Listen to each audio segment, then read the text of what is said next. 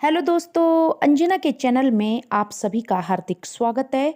तो आइए दोस्तों, आज हम जानते हैं देवी भीमाकाली मंदिर के बारे में, जो कि बुसहर राजवंश की कुल देवी को समर्पित है। जी हाँ दोस्तों, भीमाकाली देवी भीमा देवी हिमाचल प्रदेश के सराहन क्षेत्र की आराध्य देवी एवं अधिष्ठात्री है।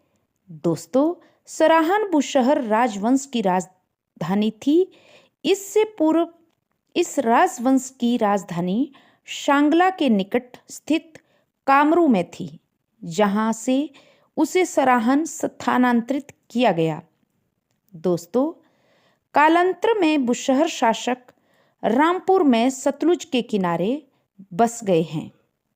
दोस्तों, हिमाचल प्रदेश में ज्योरी से ऊपर चढ़ते हुए हम सराहन नामक इस छोटे से पर्वतीय गांव में पहुंचते हैं। दोस्तों, भीमाकाली मंदिर इस गांव के अस्तित्व का केंद्र बिंदु है। दोस्तों, सराहन जाते समय मनभावी सतलुज से दूर अवश्य जाते हैं, किंतु हिमालय के श्रीखंड पर्वत श्रृंखला के अप्रतिम दृश्यों के समीप हम पहुंच जाते हैं। दोस्तों, सराहन से जुड़ी दंत कथा भीमाकाली से पूर्व की है। ऐसा कहा जाता है कि बाली पुत्र वाणासुर इस क्षेत्र का शासक था। उसकी पुत्री उषा भगवान कृष्ण के पौत्र अनिरुद्ध से प्रत्यक्ष देखे बिना ही प्रेम करने लगी थी। उषा ने अनिरुद्ध को अपने स्वप्न में देखा था तथा तब से उसे अपने हृदय में बसा लिया था। उसने अपनी सखी चित्रलेखा को इस विषय में बताया। दोस्तों, उषा द्वारा दी गई जानकारी से सखी चित्रलेखा ने अनिरुद्ध का चित्र रेखांकित किया तथा अपनी सखी के लिए उसे खोजने निकल पड़ी। वह अनिरुद्ध को खोजकर उसे निद्रामग्न अवस्था में ही उठाकर सराहन ले आई। दोस्तों, यह ज्ञात होते ही श्री कृष्ण जी ने वाणासुर से युद्ध की घोषणा कर दी। अंत भला तो सब भला, इस कहावत को चरितार्थ करते हुए अंत में उषा एवं अनिरुद्ध का विवाह संपन्न हुआ। दोस्तों, ऐसा माना जाता है कि तब से निरंतर उन्हीं के वंशज इस क्षेत्र में शासन करते आ रहे हैं, किंतु 20वीं सदी में भारत के स्वतंत्र होते ही सराहन के साथ साथ देश के सभी क्षेत्रों की राजशाही समाप्त कर दी गई। भीमाकाली से संबंधित कथा सती की कथा से जुड़ी हुई है। सती प्रजापति दक्ष की पुत्री एवं भगवान शिव की पत्नी है। प्रजापति दक्ष ने अपने एक महत्वपूर्ण यज्ञ समारोह में सभी को आमंत्रित किया था, किंतु भगवान शिव से वैमनस्य के कारण उन्हें एवं सती को आमंत्रण पत्र नहीं भेजा। सती के वहां पहुंचने पर दक्ष ने उनके समक्ष भगवान शिव का घोर अनादर किया एवं खरी खोटी सुनाई। पति का अपमान सती सहन न कर सकी, अग्निकुंड में भस्म हो गई।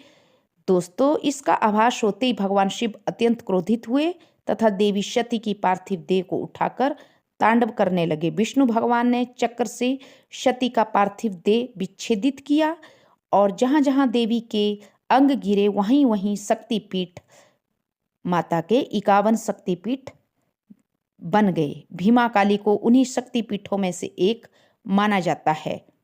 दोस्तों, भीमाकाली मंदिर परिसर में अनेक मंदिर हैं। उत्कृष्ट रूप से उत्कीर्णित प्रवेश द्वार से होते हुए मंदिर परिसर के भीतर जब हम पहुंचते हैं तो दाहिनी ओर एक शैल संरचना देखने से जिसका ऊपरी भाग उत्कीर्णित काष्ठ द्वारा निर्मित है। बाईं ओर प्राचीन शैल मंदिर है।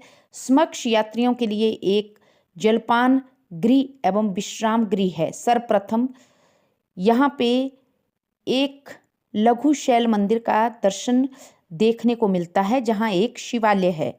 दोस्तों,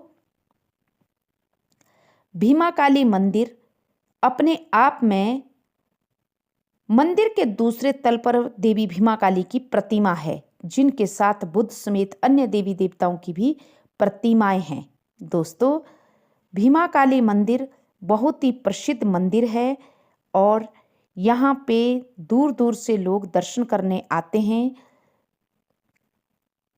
और माना जाता है कि यहाँ जो भी भक्त दर्शन करने आते हैं उनकी मनोकामनाएं देवी मैया जरूर पूरी करती है। मंदिर के कुछ दूरी पर बुशहर वंश का एक प्राचीन राजवाड़ा है।